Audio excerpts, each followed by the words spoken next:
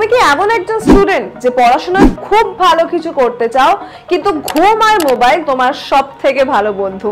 বই খুললেই হাই উঠে আসে, অথচ মনে মনে ভাবো যে একদিন আমি কিছু করবই, আমি বড় হব। তাহলে কিন্তু বলে রাখছে যে এই ভিডিওটা একদমই তোমার জন্য, কারণ তুমি লেজি বাট অ্যাম্বিশিয়াস। ঠিক ধরেছো, আমরা আজ কথা বলবো কিভাবে অলস হয়েও তুমি তোমার অ্যাম্বিশন ফুলফিল করতে পারো। কি এটাই খুঁজছিলে তো এতদিন ইউটিউবে? আজকে কিন্তু তাহলে ভিডিওটা দেখতেই হচ্ছে। তবে এখানে কিন্তু আমি ফাঁকি মারার কোনো রকম কোনো টিপস তোমাদের দিচ্ছি না। আমি বলছি যে অলস যারা, তারাও কিন্তু অ্যাম্বিশিয়াস হয়ে কি করে নিজেদের ফুলফিল করতে পারবে ড্রিমস গুলো। অলসতা কিন্তু আসলে খারাপ নয়, অলস হওয়া মানেই তুমি ব্যর্থ এরকমও নয়। অনেক বড় বড় মানুষরাও কিন্তু আছেন যারা লেজি ছিলেন, কিন্তু তারা স্মার্ট ছিলেন। তারা জানতো যে আমি যদি কম এফর্ট দিয়ে কাজটা এফিশিয়েন্ট ভাবে করতে পারি তাহলে বেশি কষ্ট করব কেন, বা বেশি কষ্ট কিসের জন্য করা হবে।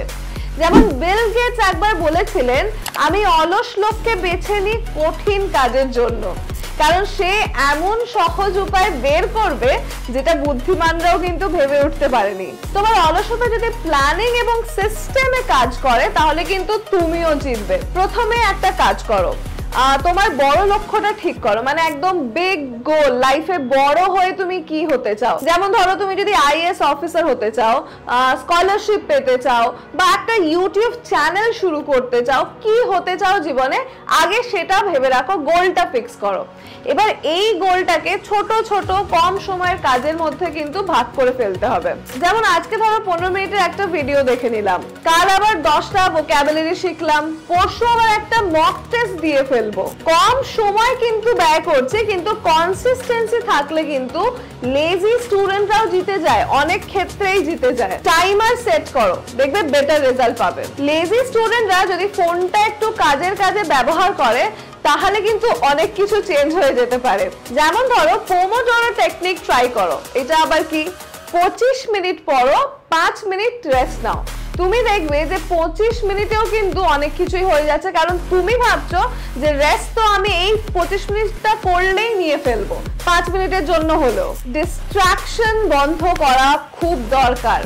লেজি স্টুডেন্টরা ইজিলি কি করে, ডিস্ট্রাক্টেড হয়ে যায়। তাই সোশ্যাল মিডিয়া নোটিফিকেশনটা সবথেকে প্রথমে অফ করো। পড়ার সময় একটু চেষ্টা করো ফোনটাকে সাইলেন্টে রাখার। বারবার ওই টুং টুং করে নোটিফিকেশন এলে কিন্তু খুব অসুবিধা হয়। আর স্টাডি জোন একটুখানি সেট করো, ছোট হলেও একটা জায়গা যেখানে শুধুমাত্র পড়বে, তুমি অন্য কোনো কাজ করবে না। আর এরপরে কি করতে পারো বলো তো? একটা খুব ভালো জিনিস করতে পারো, সেটা হচ্ছে নিজেকে রিওয়ার্ড দেওয়া শুরু করো। যেমন ধরো আজকে তুমি 20 মিনিট পড়েছো, তাই 10 মিনিটের একটা রিলস তুমি দেখে নিতে পারো। এটা কি করবে, এটা তোমার ব্রেনকে মোটিভেট করবে, এবং তুমি ওই একই রকম মোনোটোনাস পড়া পড়েই যেতে হচ্ছে সেটার মধ্যে নিজেকে বেঁধে রাখবে না। দেখো, লেজি হওয়াটা কিন্তু সমস্যা নয়, কিন্তু হাল ছেড়ে দেওয়া, না আমি পারবোই না, আমার দ্বারা হবে না, এটাই কিন্তু শেষের শুরু। তুমি যদি রোজ একটু একটু করে পড়ো তাহলে দেখবে যে একদিন এমন একটা জায়গায় পৌঁছবে যেখানে তোমার আশেপাশের 90% লোক এখনো কাল থেকে পড়বো বলে ঘুমোচ্ছে। তুমি লেজি হতেই পারো, কিন্তু তুমি অ্যাম্বিশিয়াস, এটাই তোমার বিগেস্ট স্ট্রেংথ।